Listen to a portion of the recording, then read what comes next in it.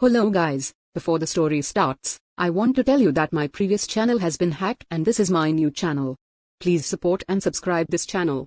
Let's start the story. I caught wife's affair partner bragging about their secret, so I sent screenshots to his wife and watched as his life crumbled. Sorry if it feels like I'm rambling through this. This is all fresh and I'm still struggling to process what my life is going to be like now. Using a throwaway because I haven't told anyone in my life about this. My wife, Claire, 32 female, and I, 34 male, have been married for 6 years. We don't have any kids, but we always talked about starting soon. It was always right around the corner, but we just kept waiting for the perfect time. First, we wanted to settle into our new home, then we wanted to get used to our jobs. Then we were waiting until we had a bit more money saved up. The time never seemed right, and looking back, I think it never was going to be right. I was probably the only one who wanted kids, and she was just leading me on. There's a good chance that I'm just being paranoid now, but she's given me no real reason to trust her anymore. My wife works in sales, and a big part of her job involves socializing and networking. She's always attending lunches and social events. I can't claim to fully understand her job, but she says it's an important part of building social capital. I have no idea what that is, but apparently it's critical for her department. Most of these things were employees only, but sometimes partners were invited and I would go along. It didn't look like real work to me, but what do I know? They drink together and pretend they liked each other for a while, then walk off into a corner to mutter about business for the rest of the night. I couldn't stand those events, but I just went along to be supportive. This is how I got to know a few of the people she worked with. One of those people was Gary. My first impression of the guy was that he was a tool. He was always sucking up, trying to act like he was your best friend, but in a condescending way. You know, the type of person who calls you my guy when you're barely even acquaintances. I always got weird vibes from him. I decided I don't like him about 2 minutes into our first meeting. I told him I was a roofer and he said, well, that's certainly a career choice, in a way that made it clear it was one he didn't agree with. Like I said, he's pretty condescending. I usually just ignored his comments for my wife's sake. I don't like the idea of building up bad blood between her and her co-workers. But then one day, he made a comment that I just couldn't let slide. It was about a month ago at another one of their company functions. I had to leave early because I had a job the next morning, and I needed to get enough sleep. At first, I was going to leave without Claire until Gary said, "Don't worry. I'll keep taking great care of her for you." There was something about the way he said it that ticked me off. My wife's response pissed me off even more. She called him an idiot, but it was in a joking way. That wouldn't have been that bad on its own, but she was all blushy and flirty when he said that.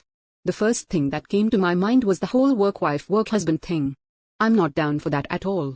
I dropped all the pleasantries from my face and voice and told him that Claire was coming home with me. It wasn't what we agreed on and she was about to argue, but I think she saw that I wasn't in an arguing mood because she just said her goodbyes and left with me.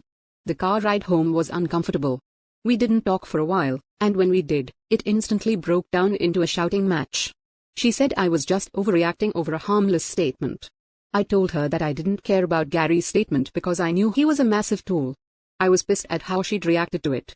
I shouldn't have had to point out how disrespectful it was for her to bat her eyelashes at another man right in front of me. It made me wonder what she got up to when I wasn't in the room. She ignored me and wouldn't stop harping on the fact that I was rude to her co-worker. The argument went nowhere. Things were tense after that. I made a point of not tagging along to any of her work functions from that point on. She was a lot more tight-lipped about what went on at work, and she made an effort not to bring up Gary anymore. There was a part of me that was glad. I honestly didn't want to hear about anything to do with that guy. But another part of me was uneasy. It didn't feel like she was trying not to upset me. It felt more like she was hiding something. After a while, things kind of went back to normal. On the surface at least. That event was burning a hole in the back of my mind. I didn't have concrete evidence of infidelity or anything. Honestly, I mostly just suspected that she had a crush on Gary. But that didn't stop me from losing my trust in her. I always imagined her flirting with him anytime she had to stay late after work, so I started keeping tabs on her. She hated it, but I started calling her more often when she was out at her work parties. Most of the time things seemed to check out. She'd answer the call in an exasperated tone and I'd hear the sounds of her co-workers chatting away in the background. But one day I heard something that fueled my suspicions even further. One evening, She was out for drinks with some firm they were trying to kiss up to. Like usual, I called her and heard their typical party chatter in the back, but I caught something different this time too. He's calling again? It's unbelievable how clueless he is. She ended the call immediately, but I'd already heard it. I felt like I'd just caught them in bed together. I realized that the outcome I'd secretly been dreading, that my wife was cheating on me with a guy I couldn't stand, had been the reality all along. I wasn't going to stand for it. The disrespect was deeper than I'd imagined. She was sleeping with this guy, and she'd had the nerve to flirt with him in front of my face. They'd been making fun of me behind my back. My first instinct was to drive right down there and break his smug face. I knew I'd take him too. I'm a solid-built guy, and he's not exactly a figure of physical fitness. I knew he wouldn't be laughing about me being a roofer at that point. Regardless, I decided to cool down and wait at home. I was so mad that I wasn't even certain Claire would be safe after I dealt with Gary, and I didn't want to do something stupid. So I waited at home, stewing in my anger. While I was replaying the call in my head, the thought hit me. They thought I was clueless. Then I'd just play clueless. When she got home, I'd pretend I hadn't noticed anything. Then I'd go through her phone when she was asleep and grab all the evidence I needed. This was definitely headed to divorce, and I need evidence to make sure things came up my way. Not just that, I wanted to make Gary pay. I needed to get my hands on solid proof and make him regret what he'd done. Claire came home that night acting guilty as all hell. She got back much earlier than she normally would have, giving me the impression that she had hurried home to do damage control. She called out my name in a cautious way, like she was afraid I'd be mad at her. I was, of course, but I pretended not to be. I just asked her how the party was and how business went. She answered in an unsure voice, and within 5 minutes she seemed convinced that I hadn't heard Gary. She'd find out soon enough. For the rest of the night, I played the part of the husband who had full trust in my wife.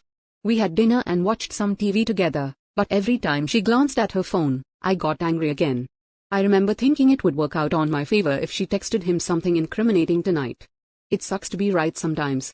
When she finally went to bed, I waited until I could hear the soft breaths that meant she was sleeping. When I heard it, I gave 15 minutes to make sure she was deep asleep before I went for her phone and unlocked it. I'm not an easy guy to scare, but my heart was pounding while I navigated to her messages. The future of my entire relationship hinged on whatever I was about to find in there. I was floored right from the very first message. I was right that she'd been texting him that night. She let him know how relieved she was that I hadn't overheard him. After that, they made fun of how stupid I was not to have caught on to their little secret. There was more, though. They'd been having their affair for half a year. They'd rented hotel rooms, gone on dates, and slept together. It seemed most of this had been happening on nights when she'd had events where my attendance wasn't required. I made sure I texted everything to myself. It wasn't easy going through all of those messages, not just because there were a lot of them, but because the content was disgusting. The anger was creeping back into me. I was done pretending. I shook her awake roughly. I didn't hurt her, but she was afraid. She started to speak, but I cut her off and asked her if she had anything to say for herself. She was groggy and confused, but she sobered up real quick when she saw that I had her messages open. The first thing she did was to go on the defensive. Apparently, I was the bad guy for going through her phone behind her back. She claimed I didn't have the right to go through her phone without her permission and that I couldn't understand things without the proper context to it. I was actually shocked at how much she seemed to believe in her own BS. I couldn't stand another second of that, so I ignored it and told her that I'd heard Gary's remark. I quoted how they'd made fun of me for being clueless and pointed out that I'd had my suspicions about them for a long time. I had more than enough reason to go through her phone. She didn't have an immediate response to that. After a minute of silence, she started getting misty-eyed and begged me to hear her out. That's when she started playing the victim card. She claimed he'd threatened to make her lose her job if she didn't go out with him, and things had escalated from there. According to her, it had all been to save her job. I didn't believe her for a second. The messages made it pretty clear that the whole thing had started with flirting, most of which came from her at first. I told her that I wasn't standing for betrayal.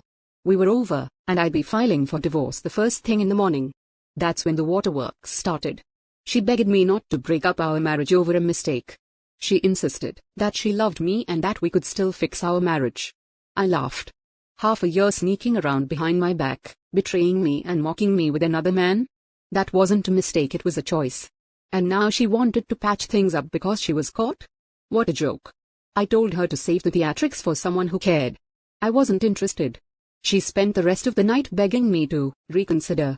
Once she got tired of me stonewalling her, she eventually cried herself to sleep. I was out of the house before she woke up the next morning. I had a lot of work to do, but I made sure to find some time to talk to a divorce lawyer and get the ball rolling.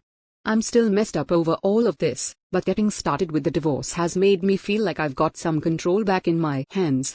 I can't wait to be free of Claire, but I'm also looking forward to making Gary pay for this. Claire? Oh, Claire. I didn't think it was a big deal. Yeah. Okay. She was clearly upset, but not because she hurt you, because her two-timing house of cards came crashing down. You're dodging a massive bullet here. Oh. P. This is the universe's way of saying you can do way better than Claire. It's like ordering a steak dinner and instead they bring you cold chicken nuggets. You deserve the steak, op. I'm happy to report that I got back at both of them in the end. The hardest part was the waiting, honestly. I wanted to strike back against Gary as soon as possible, but my lawyer managed to talk some sense into me. He let me know that I'd be putting my case in unnecessary risk. He said he aimed to get me little to no alimony, and the best way to do that would be if Claire still had a job. There was a good chance that she'd lose her job if her and Gary's affair became public knowledge at their workplace. It was hard, but I agreed to hold back. I won't bore you with the divorce details. In a nutshell, it was a divorce, not fun, and a lot of hard feelings all around. The real miracle was that Claire didn't get alimony from me. She had a good job after all. At least, she did for now. Once the dust from the divorce had settled, I got to work on the next part of the plan. It was Gary's turn. I'd had all the screenshots ready for weeks in anticipation of this moment. You see, Gary was a married man with 2 kids. I'd always known he was married. I'd met his wife, Amy. But I was disgusted when I found out he had kids. I couldn't believe how selfish he was. He drew into 2 families with his actions. He hadn't thought about what this affair would do to his kids. I felt bad for the kids and their mom, but I still had to go through with my plan.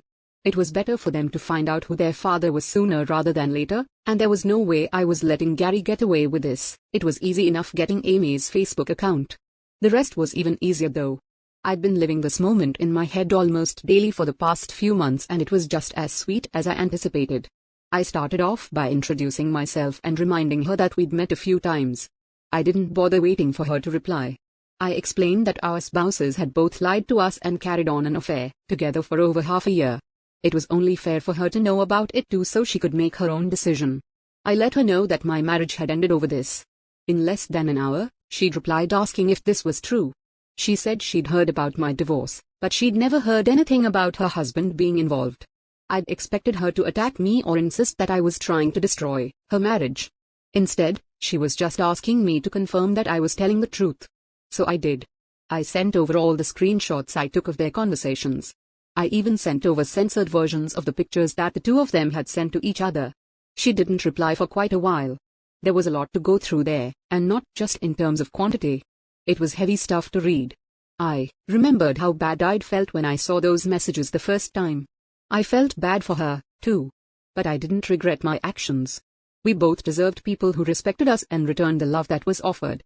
I didn't hear back from her until the next morning. She told me she had confronted him with the receipts and they had a huge fight. She'd kicked him out of the house and was considering divorce. I felt a bit of sick satisfaction recommending my divorce lawyer to her. He'd helped me get a fair deal out of the divorce, and it felt like a nice way to stick it to Gary.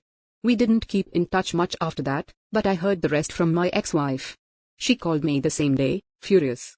She called me petty and insecure for ruining Gary's relationship. I was a bit surprised at first that she would call me to defend the man she cheated on me with, but there was nothing I'd put below her at that point. I just told her that I couldn't sympathize with cheaters like she could. Her angry sputtering made the whole thing worth it. It only got better when she accused me of ruining his life. Gary wasn't just losing his marriage, he was losing his job too. Claire was close to tears as she told me that his wife had reported him to their company's HR department. The company had a strict no fraternization rule, and they'd launched an investigation instantly. There was a good chance that he and Claire were going to be fired any day. She started telling me about how she couldn't handle the stigma. People whispered around her, some of her co-workers were being cold to her, and she was certain some of the clients had heard about it. She was seriously considering giving up and resigning. She asked me pretty sarcastically if I was happy now. I told her, completely serious, that I was. It wasn't my problem. I was kind of pissed to hear her whining and making herself a victim when I was the one that had been mocked and lied to. Suddenly, I wasn't enjoying hearing about how she had ruined her life. I just wanted nothing to do with her anymore.